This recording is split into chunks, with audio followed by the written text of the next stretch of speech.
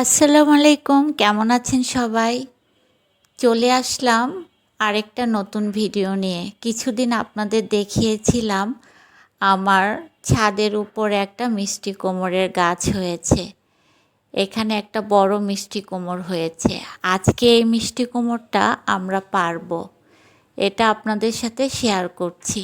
দেখেন কি সুন্দর একটা মিষ্টি কুমড় হয়েছে, একদম পাতার নিচে। এই দেখেন মিষ্টি কুমড়টা, এই যে মিষ্টি কুমড়টা কি সুন্দর।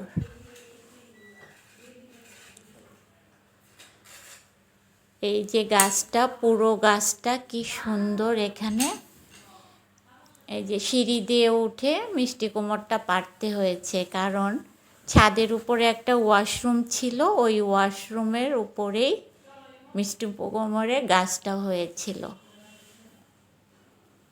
এই দেখেন ফুলটা এখনো পড়েনি, একদম অর্গানিক। আজকে এটা ভাজি করব। কি যে ভালো লাগছে দেখতে।